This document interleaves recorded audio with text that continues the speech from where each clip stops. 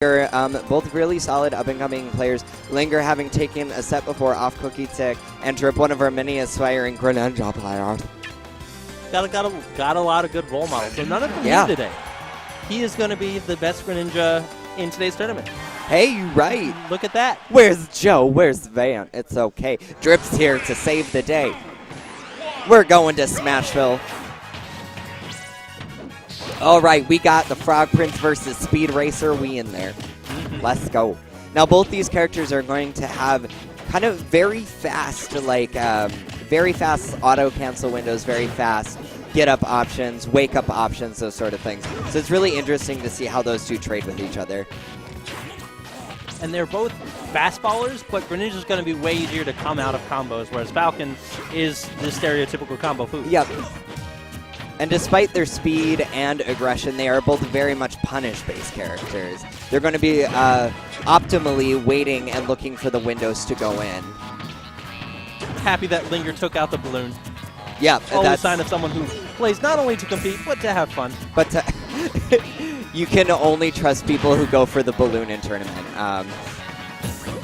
All right, so a pretty even exchange so far for game one here. A nice jab to get Greninja off the stage. And one thing Linger's approaches are great with is how he lands with safe aerials on shield typically. It's almost always that up air that's a perfect cancel window to get the jab to interrupt your grabs, or a spaced back air. Dealing with that's very tough.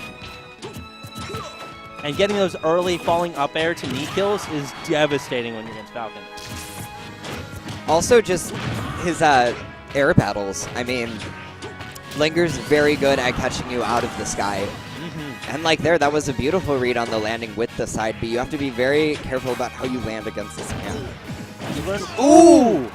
Beautiful read. He didn't even air dodge. He just didn't do anything. Yeah, beautiful read. That's Captain Falcon for you, though. Yeah. But he makes it back even after the hydro pump.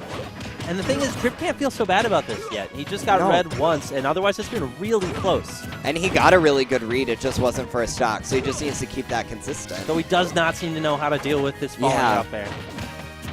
And that's so crucial. And here's the thing. He keeps dropping shield after Linger is attacking a shield, and he's got to learn to hold onto his shield or find a different option. There's that falling up, and he doesn't quite kill because it's across stage. But Drip needs to challenge this man in the air. It's scary. Yep. But falling up air on your shield is going to result in you getting hurt. Falcon is going to look for options where you're overly defensive because he wants to read them. Sometimes the best defense is a good option, and Captain Falcon's a great example of that. Ooh! But Drip does get this kill. Nice, that was a great catch, and he's still in this. Falcon is a momentum-based character, and while that works for him, that can easily work against him. You can combo him quite a long time. And once you get out of that falling up air, but there's no getting out of that range. He's going for some really risky grabs there. Really risky grounded options, and you have to stay very safe when you're against Falcon on the ground. Especially at that percent. Yep, exactly. If you want to learn anything from Minnesota Captain Falcons, side B kills, pretty good. Yeti is infamous for it. Oh yeah, it's an incredible kill move.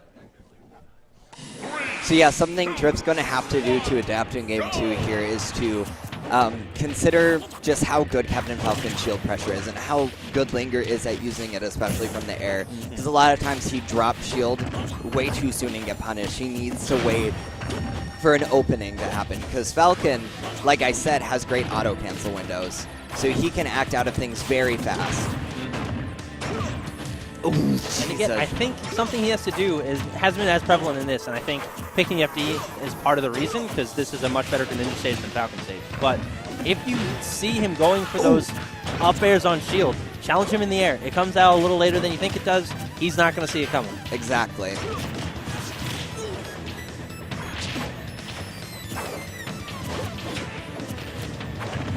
And you want to make sure that you're dictating the pace of the game. Exactly. If the Falcon's dictating the pace of the game, you are losing.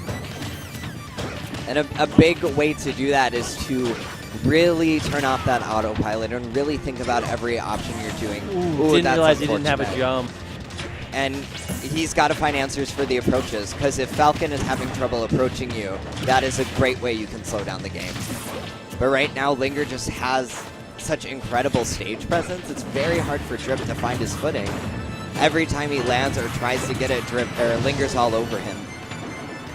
And being under Captain Falcon is one of the scariest things. It's up air combos. The moment you air dodge, you either need to eat a knee or a spike. Exactly. So you just wind up eating like 40%. That was a great pivot grab, though. Ooh, got the footstool just after he was already standing. Yeah.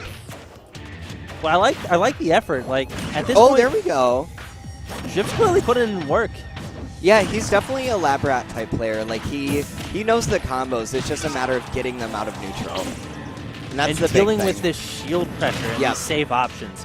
It's easy to get him on things that aren't safe. Like, you know what those options are. But when someone's doing safe thing after safe thing, it's like, can I ever punish this guy?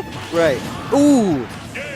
And again, the side B, he just never found an answer for it. Linger would punish almost all of those landings at kill percent. Great stuff to Linger.